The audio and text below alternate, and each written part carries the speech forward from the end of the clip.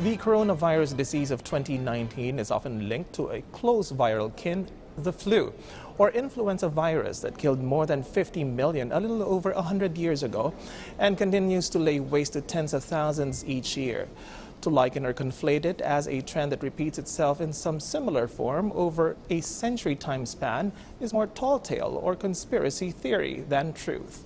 PTV correspondent Stephanie Sevillano tells us why. History repeats itself. This Facebook post claims that deadly global illnesses recur once every 100 years. And allegedly after the deadly 1720 plague, cholera and Spanish flu, COVID-19 seems to be the pandemic of the century. But these exact dates are debunked as fake news by an expert. I hope that's as simple as that, no?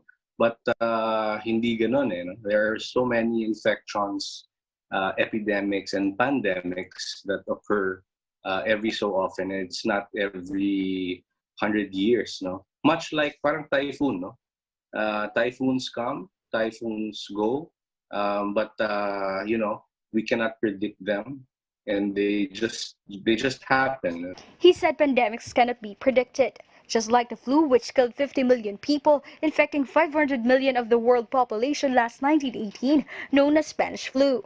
But compared to this, infectious diseases specialist Dr. Joseph Buensalido said that COVID-19 has lower mortality rate. A COVID-19 positive may exponentially infect 2 to 4 individuals.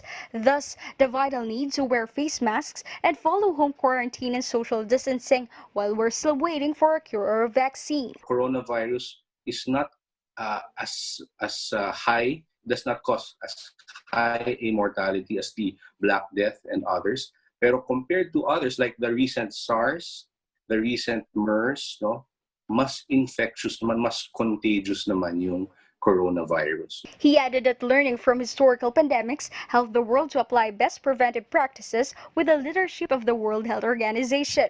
So instead of sharing unverified information, people should resort to prayers and compliance to leaders and experts during the crisis. Our government is really on top of the situation. It's not a perfect situation, but of course the government does its best to counter whatever this virus is trying to do to our society. We should be a little bit scared, but not terrorized by this virus. Just like any other calamity, we can surpass COVID-19 pandemic through unity and embracing science. Stephanie Sevillano for The Nation.